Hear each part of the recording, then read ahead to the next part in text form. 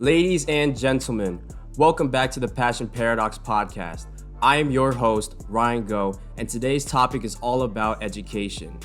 Here with me today, I have a man that started out his own tutoring business by himself, but has now grown into a team of educators just like him. He is a Rensselaer medalist, earned a perfect math score on the SAT, and was nominated by the College Board to tutor other SAT boot camps. Ladies and gentlemen, let's give him a warm welcome to the show, Mr. Matthew Fifo, everyone. How are you today, man? Thank you for the intro, man. I'm doing great. How are you? I'm doing really well, bro. It's been a long time since we've seen each other because, like, the last Yeah, time, I think it's just like a random run-in in Planet Fitness, but the last time we were actually together was, what, 8th grade CYO? So it's yeah, been a minute, basketball. Yeah, bro. Yeah. You yeah, still play or no? yeah. I still play just for fun. Yeah, I'm just college. Got you. I see. So without further ado, let's get right into it. The first question that I wanted to ask you to just kick this interview off is what inspired you to become a tutor, and how did you get started in this field initially? All right, bet. I knew that question was gonna come. It was a no-brainer. So, Yeah. um, I had a neighbor, right, who was all about like online businesses, and she was just an entrepreneur, and she was like really close to me, and she was like really nice to me, and I would like watch her dogs or cats when she would go on vacation, and then once she saw me playing basketball outside, and she was like, why don't you start like a basketball camp where like you teach kids how to play basketball and they can get better. And then I Right. was like I don't really feel like too many people would pay for that. And then she was like, well, what else are you good at? And I was like, well, I'm good at like academics, like I'm good at school. So then she was like, why don't you start tutoring? So like at first glance I was just like, yeah, I'm gonna do that. You know how like you said, you just like you bounce it off. I'm like, yeah, I'm gonna do that, but like I never Yeah. really did it. Mm-hmm. And then a couple weeks passed, and I sprained my ankle during my basketball season in junior year. So I had like so much time on my hands because like I couldn't like play basketball. I couldn't do any like activity, even though like I'm an active person. So I was just like, yo, let me get into this business thing. So I started making flyers, and I put them all around my neighborhood, right? Yeah. I put them around I live in Powder Mill, so I put them all around Powder Mill, and like bro, 2 weeks nobody came in. Mm-hmm. And then I remember it was like the third or fourth week, and I get a phone and I get a text message, and then I'm like, finally I get my first client. They're all ready to do it, and they just stop replying, and I'm like, bruh. Oh no, So bro. that kind of like almost made me want to stop, just Yeah. because like I was so excited, like I was ready to like start tutoring this student, and then it just never happened. But where it really spiraled is when in my CSP class, my AP CSP class, computer science, I had these couple students that would like daily ask me for help like in math, and I would be like, oh yeah, that's light, let me teach you how to do this. And like they get like good scores after helping them, and they'll be like, yeah, let me just join the business and like actually get tutored by you over the summer. So then that summer I got my first client, who was Mm-hmm. like one of my friends but also one of my underclassmen like students at the same time. And I Right. was able to help him with his SAT, and he was able to score in like the high 1200s. So that was good for him at least. I see. So, from your story, you actually didn't start out marketing throughout your own high school yet, right? You just started just like around your town and stuff? Yeah, I first started around my neighborhood by just putting them on like mailboxes and on mailboxes and going door to door. Yeah. But eventually, like, cause like in our school, you're technically not allowed to advertise anything that has to do with money. You get what I'm saying? I did not So know that. like, Okay. yeah, because like they don't basically, unless it's volunteer, you're not allowed to like put flyers around the school. So I had to like, some teachers were just very nice to me and were like, yeah, of course, Matt, like I'll put this in my classroom. Like you, like I had a teacher, I'm not gonna say his name because I don't know if he wants me to, but I had a Yeah. teacher who let me come to his class and like talk to his like AP students about like my tutoring business. That's how nice he was to me, so that I I can like see. just advertise exposure. But like it was really hard to advertise in the school. That's why I just made the Instagram, Yeah. because like everybody already knew me as like Matt Too Fast. So I was like, why not Matt Too Matthew Tutor? Tutor. You Yep. know, Matt Too Tutor. So that's how that started. And then I feel like the IG was really like the route to go, because then a lot of people would like swipe up and be like, oh, you tutor? Oh, okay, bet. If I need anything, I'll let you know. So you gained the most traction from Instagram? Definitely, I definitely. see. So like let's say Or word of mouth. what is it? or word of mouth. Like I'd have people that would just tell other people that like, oh, Matt tutors. If you need help, go to him. You know. Got you. Okay. So let's give a certain time frame. Within the first 3 to 5 months of you starting to do this, you were by yourself for those first 3 to 5 months, right?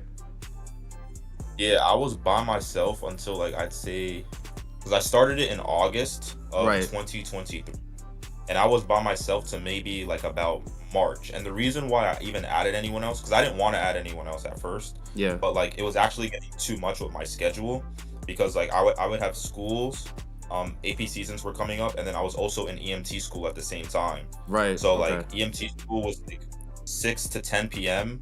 twice a week, and it's like 45 minutes away. hmm So like I would Where'd come you go home to at like EMT 12. school, bro? 45 minutes away? Bro, I went to Cedar Grove, less stressed. I do not recommend it to anyone. It's a hybrid class. Mm-hmm. So basically, instead of it being like 6 months, usually it's like 3 months, and we gun through the all the material. So like you have to do both online work and in-person work. So it Mm-hmm. was just too much with my schedule to like Oh, so they talk to a ramped up kid. the amount of work because it was in a shorter time frame? Exactly. Okay, I see. Damn. So you Yeah. had to balance a lot of things with that. So what made you Exactly. make the pivot from going solo into adding more people to your team? Oh, it was my dad mostly. Mm-hmm. Because my dad, he's always talking about like teamwork is very important. Like you can't do anything alone. And like I never really wanted to expand it, but like my dad was like, why not just like try? You know what I'm saying? So I Yeah. was like, okay, let me get with my friends that were like really smart. But the problem was like my name was marketed to my business, right? Yeah, So it Math was 2 like Matt tutor. Tutor. So when I told some clients, I was like, "Oh, I'm gonna be busy for like maybe a month because it was like my last month of EMT school. Can you go to this person?" A lot of them were hesitant. Like they did not want to go get tutored by someone else. Like they wanted Matt. Yeah. They wanted Matt. So Because it was hard your to do it. name and, yourself with as an academic person, you have that credibility and trust. So I could see how people got hesitant when you just like kind of shifted them off to another person on your team. Yeah. And the thing is that like some of these kids were even smarter than me, and I'm like, why don't you want to go to them? Yeah. Like they're smarter than me. But like I don't know, they even like after the session they'd be like, nah, like I want to go back to you. Like the way you would tutor is better for me. And then I'm just like okay, like I can't argue with that. My goal is to help them, so I have to take their opinions as well. I see. Okay. Now, questioning the logistics side of your tutoring business, how did you adapt to each student's unique learning style and how were you effectively able to tutor them in whatever they needed help with? Okay, that's a good question. So I would say I always take notes during the sessions. Like I feel like that's very important because each student is different and you want to see how they're progressing based on what you're doing, right? Yeah. So I would have like spreadsheets and I'd be like, okay, this is my client. We did this, this, and this. They scored this on their first practice exam. If we're taking another practice exam and they're not scoring as much as I think they should be, then like I have to kind of switch the way I'm teaching. Okay. um I would do online sessions as well, and I would realize that a lot of students actually learn better online. I don't know Really? why. Maybe Okay. because like they don't have to copy all the notes. The notes are already, so I would use Jamboard, which is shutting down sadly in October. But I was using Jamboard, and it basically saves all the notes so that the student can go back to them whenever they need to. I see. Can you So explain instead what of it, Jamboard is? Because I'm unfamiliar with that. okay. So Google Jamboard it's an application where you can basically just write things, and there are many pages on it. So like I would Okay. say page one. I have an iPad, so I would like write the question, explain the question, we would talk about it, and he'd be viewing the Jamboard as he's in the call, and I'd be Okay. writing in the Jamboard. And then I'd be like, okay, solve this question. He would solve it on that Jamboard. So it's just like it's a whiteboard. It's just a Oh, so it's whiteboard. like a Zoom whiteboard. Or- Okay, I see what you mean now. Yeah, Okay. exactly. So the good part was that they don't have to copy down notes. They can literally like we can get through way more things Mm-hmm. because like when I'm in person, I'm on a whiteboard, I'm writing this down. He's like, "Oh, can I copy that equation?" We wait. "Oh, can I copy down everything that was there?" We wait. But Yeah. with the Jamboard, I just write it down. He's like, "Okay, when I'm doing my homework or when I'm doing a practice problem and I don't understand it, I'm gonna just pull up the Jamboard and refer to that So it's specific already there. like Yeah, you don't have to keep going back and forth on exactly. different paper. Okay. So, how did you handle those in-person sessions? Like, where did you set up? What was the setup like, essentially? Okay, so I started. So the first kid I tutored was for free, so I don't really consider it business, but it was one of my good friends, Right. and I would tutor him at my house, and I Okay. had a whiteboard. And then I was like, well, I don't want people that I don't really know coming to my house, so I had Yeah. to switch it up. And the Parsippany Library had study rooms, and one of their study rooms had like a whiteboard. All of them have whiteboards, but one of them had like a whiteboard that was actually on the wall, so it was like perfect. Yeah. And I would just use that study room like every week, and I just book it out whenever a client needed help, and we would tutor there. So that's how like the setting would be. I see. You're talking about the library. What is it called? Next to Brooklawn, right? Halsey Road, yeah. Got you. Okay. Okay. Now, I'm assuming, based on looking at your page and looking at the testimonies you provide, there's overall a general improvement in the people you mentor in terms of grades and how they perform in school, right? Yeah, 100%. I mean, grades wise, it's hard to do because you have such a short amount of time. Like some kids would come to me the day before an exam, and I'm like, Oh, I'm not Jesus Christ, yeah, I'm not God. I can't turn around like what you were supposed to learn for like 2 weeks and teach it to you in one hour or 2 hour session. right. But overall, the student would tell me I would have failed if not for you. Like maybe they didn't get an A, Mm-hmm. but maybe they got like a B or a B minus, and they'd be like, yeah, I would have failed if not for you. And then like that's where I see like, okay, I'm actually like helping these kids, you I know. see. And then SAT wise always improvements, like 100%. There's always improvements. I have Good. Yeah. two clients gonna take their SAT in October. So I had one client. They started in like I think it was the 1200s, and they were able to jump to the 1400s in just literally like a Wow, month. that's big too. Yeah, So that's like. yeah, I'm assuming you would know. Like, what's the average SAT score here in New Jersey? for my school, I think the average SAT score was in the 1000s or Mm-hmm. 11. I think it was 1100 on the dot was like the average Right. in my school. Okay. But to make that crazy jump of like near average to 1400, that's crazy.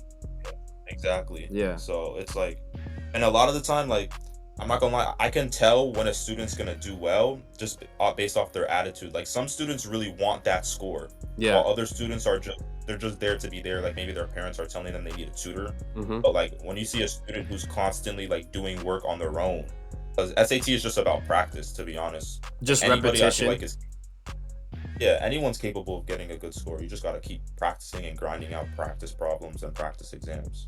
I see.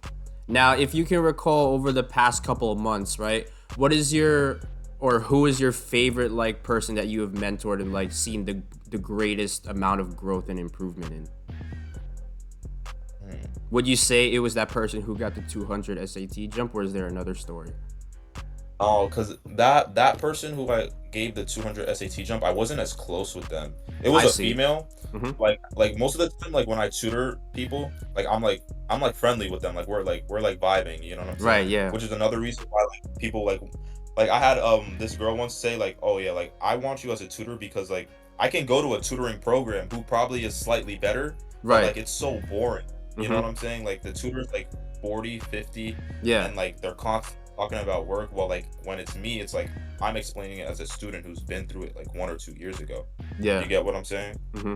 Yeah. I see what you mean So because like having you as a tutor, you had that like kind of youth and personality instead of having maybe someone who's miles ahead of you, but like there's nothing like fun about them that makes learning enjoyable. Yeah. exactly, yeah. I see.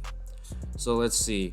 Like for yourself, and I guess some strategies that you use along with your team, what are some strategies that you used in the past to keep students engaged in your like tutoring sessions when they're starting to fade away with their focus? That's a good question.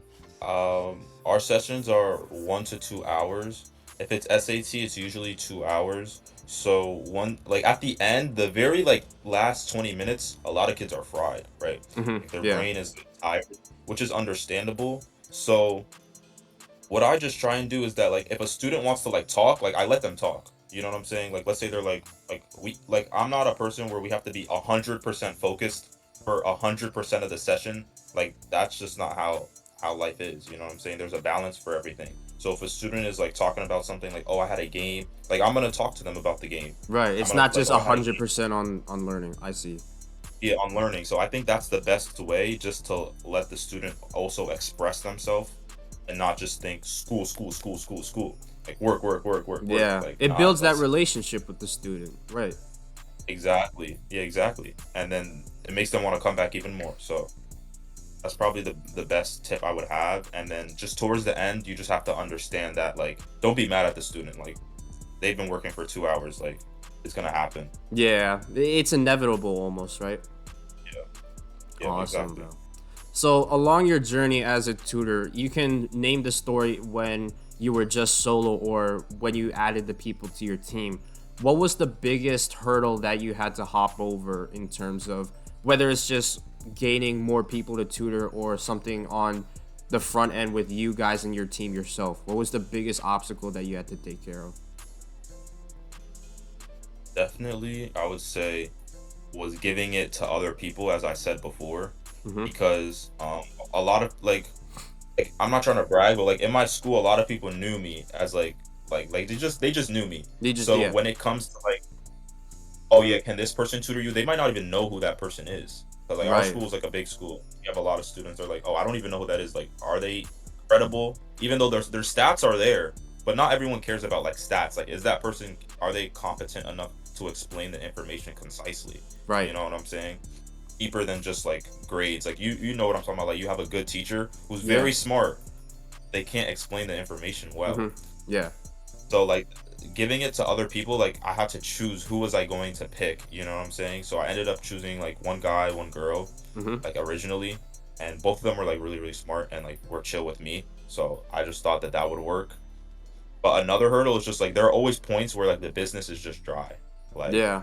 business is up and down, and that's something that I had to learn because like I would always be like, okay, I'm gonna make this much this week, this much this month, but that's not always the case. Like clients, first of all, they go on vacation. Yeah. Sometimes they don't want to set. There's Mm-hmm. no test. If there's no test, they don't need help for like those in schoolwork. I could You're gonna assume say like something? during the summer months that's the driest. Would I be correct? I thought so too. Like I was Mm-hmm. like, damn, this summer's gonna be dry. I was like, let me get a job, right? Yeah. So I applied for a job at Dunkin' Donuts. Down bad, right? And I don't and the guy tells me I get the job at the interview, never hits me up again. And literally the week later, I get like three clients in 1 week. Maybe it was a And I was like, sign, damn, bro. Yeah. exactly. Even if I had the job, I don't even know if I'd want to work it. Like I'd want to focus more on this. Mm-hmm. So summer is more for SATs and Yeah, I see that. Mm-hmm. school year is more for like schoolwork. So it's a Awesome. balance of both. Now, do you guys do just test prep or do you do other academic services? Like, what's another thing I'm thinking of? Like essay College counseling. review. That's what I was about to say. So, tell me about like any other services you do. Yeah, we do college counseling, so I try to get some of the top students in my grade who got into like the top universities like NYU, Cornell, UVA, UNC. So like all these are like really good institutes, and I just try to get like some of the top students in my grade to help others, get their essays read and Yeah. like critiqued by these people so that they can like get into that top school that they've always been wanting to get into. But that has not been as frequent because it's like I feel like it's gonna start jumping like maybe end of October when like Mm-hmm. deadlines start getting close because a lot of people They're procrastinate, and procrastinating. Yeah. yeah, and I'm sure a lot of people have not been doing their like all college essays yet. So I'm just waiting on it. Everything's up and down with business. It's a flow. I see. So, in terms of demographics for the people you tutor, are they only high schoolers or do you also have kids that you're tutoring in like middle school or grade school? What does that look like? That's a good question because that was actually a problem I was having. I wanted to like teach elementary school and middle school, right? And I had my friend who managed his own business, right? And he was like just giving me advice. Like we would always like just bounce ideas off each other for like businesses we were trying to do. Right. And he was telling me like why not try and get into like the middle or the elementary schools. So like I tried to hit up this lady who lived on my street, and she worked at Brooklawn. And then she was like, nah, I can't do that. Like I can't help you put flyers around because like I told you, like they don't let people They do don't let things they you. have to do. Yeah, So it was just so hard because I don't have any way in. I don't have my foot in the door for like middle school or elementary school. Like, I'm a senior in high school. Well, I was a senior in high school at right. that point. Like, what am I doing talking to middle schoolers? You know what I'm saying? Hmm. So I didn't have that. So most of the time, it's just high school. That first client that I was supposed to get that flaked on me, he was going into the army and he had to take like an academic test to go into the army. I forget what the test was called, I but it see. had to do Okay. with like statistics, but it was all stuff that was taught in high school. So I was Right. like, I can get him that, like, and tutor him that. You know what I'm saying? Awesome. Okay, so it really ranged as to what I'm hearing for you, right? There's not a specific age group that you're really sticking towards. Yeah, no, it's just anything. I mean, I've taken all the classes. Like I've taken up to AP Calc. So if you and if not, I know someone who has taken that course that you've taken, and we Right. can get the job done. So it's I like see. whatever you have, like I'm gonna find. Like I never say no up first. I always say yes, and then I find a way to get it done. Like I'll find someone who's taken that class. So, Awesome. I see. Okay. So you really have the whole like curriculum covered essentially because if you don't have a certain class that you took in high school, you obviously have another person on your team that has. So, I see. exactly. Okay. So we previously talked about, the biggest hurdle that you had to hop over in your tutoring business.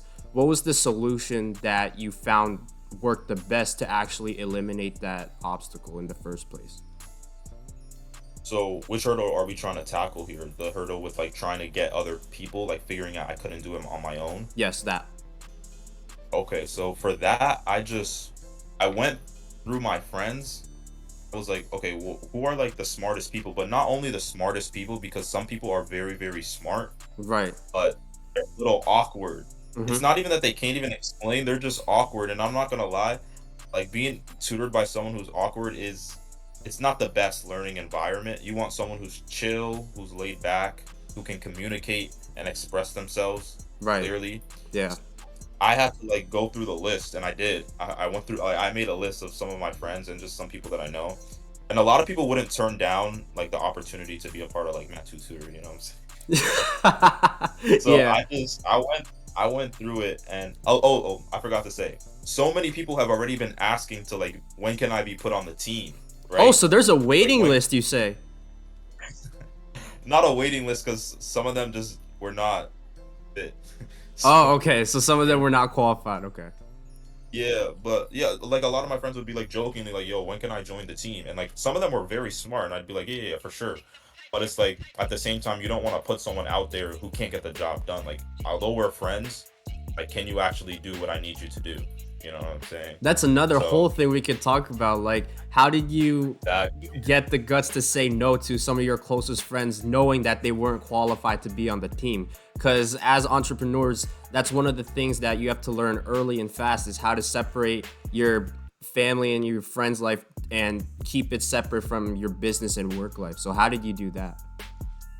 yeah. So for me, it was just like I would just like brush it off. Like I don't like saying like no, like nah. You're like I'll just be like we already have enough people right now, but like if I need anything in the future, like I'll definitely hit you up. Like hit them with something like that.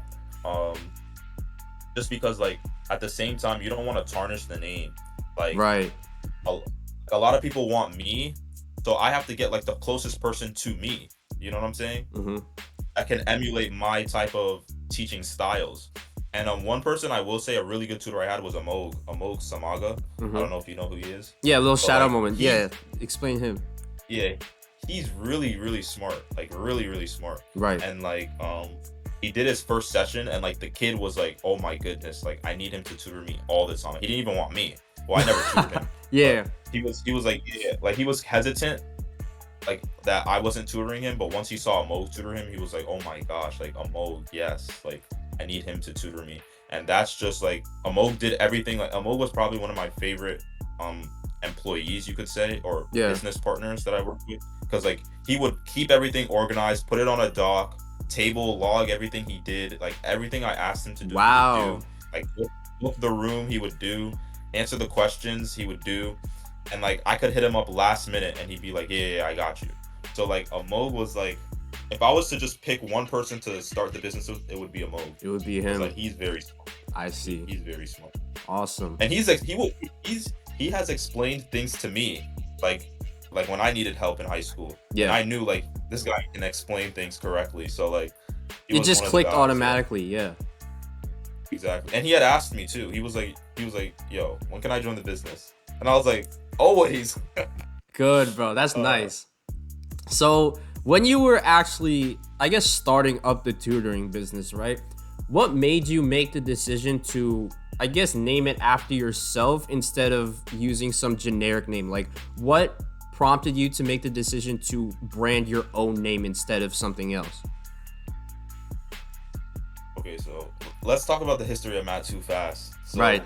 I so everyone thinks I run track because I'm like Matt Too Fast. Especially when I come to college, like they don't know my history, so they're like, "Oh, you run track? Like you look like you run track, anyways." Mm-hmm. So my coach would call me like I was very fast on the court, and I would love fast breaks. So my coach would call me Matty Too Fast, Yeah. and then like on my birthday, he commented Matty Too Fast, and I was like, yo, that's like a tough name. I'm changing my IG handle. That's Matt Too Fast. Like the Matt rhymes with the fast. Like it looks It perfect. works. I added two T's. Yeah, I added two T's, so it's like it's perfect on both sides. And then I was like, yeah, that's the one. And then when I started the tutoring business, it was my sister. I remember starting it in August. Like I had already started it, but starting it on IG, I was like, damn, what handle am I gonna use? And then my sister was like, well, you're Matt Too Fast, so why not Matt Too Tutor?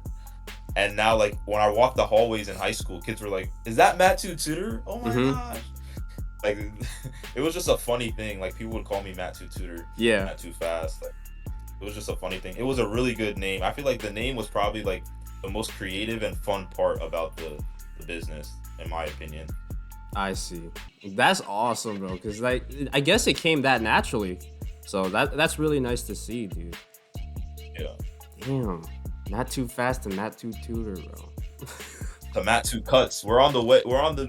Oh, you have a move. barber We're page cutting now? You're cutting Yeah, hair? we're on the move now. I'm cutting hair in college. That's sweet, Yeah. bro. Awesome. Yeah, I'm just a hustler. Like I just want. I like doing like.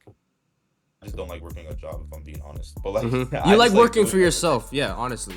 Yeah, exactly. Like on my own schedule, and like I'm just good at like things with my hands and like helping others. So like when you recognize you have a skill, you should definitely try and market it. That's like my best advice to anyone.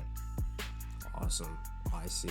So we're nearing the end, so we need to get, this is kind of your promotional bit of the interview. So, tell the fans, right? What's the pricing on your services?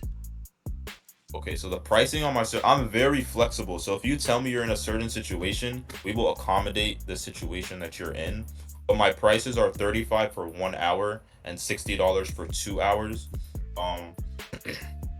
My prices were lower before. I believe 30 for 1 hour and 50 for 2. But now that like I got that high school degree, I got that EMT certification. You know what I'm saying? Yeah, you gotta add something. We got things behind our names now. You know what I'm Right. saying? Yeah, you got So, like, I credibility. just increased it. Yeah, I increased it a little bit, but obviously if you're a former client, like the price is the same for you. We don't up prices for people who have been with us the whole while. We're always loyal to all our customers. But for anyone new, that's the pricing. If you don't like the pricing, you can always get like maybe a half session off, just feel how it is, or we can, keep the price low if you're someone that's going to be coming consistently. And I'm just here. I just want to help people genuinely. Like when I see a kid like get a good SAT score, like that actually makes me happy in my heart and in my soul. And like I know I'm doing things correctly. So like the money aspect of it, it's just so like I can find a way to support myself as a student. Right, But yeah. like the real goal is just so I can just help others. Like I love seeing when kids get good grades. Another reason why I started this is because I saw how much money. Like I know this is answering your first question, but I'm gonna just dive back into it. Yeah. I saw how my parents would pay for SAT tutoring. Like my oldest sister, she went to John Hopkins, which is a great school, right? Yeah. But she did SAT prep at C2 Education, which is so expensive. And like my parents paid so much money just to get her like the same score that I got. So I was like, damn, like if she can get that score and I can get that score, but I didn't do any tutoring whatsoever. I self-studied myself. Yeah. Like I just went on Khan Academy, I watched videos, I took notes. I was like, if I can do it for myself, then I definitely can help others do that same wave and not spend like $100 an hour, or it's even more. I think it's 120 now at C2, just for 1 hour of a session when it's like 3v1. Like there are 3 students and one tutor. Yeah. You're basically paying for 20 minutes. If you split 60 divided by 3, you're paying for 20 minutes for $120. That's so Sheesh. financially wrong. Mhm. That's Yeah. just a bad financial decision. So I was like, damn, let me find a way to help kids, not spend as much money, but at the same time get a good score. And like that was just my goal. Like I just, and the reason why I didn't even want to get SAT tutoring is because I wanted to prove to my parents that I didn't need like a tutor. Like I could have got the job done myself, and I did. So I Right. was really happy with myself, and then I was like, let's get other kids on that wave. Like let's stop spending so much money on big tutoring companies. Promote small businesses. Let's do it. Ladies and gentlemen, that was Matthew Fifo. Thank you for tuning into today's episode, and I'll see you in the next interview. Peace.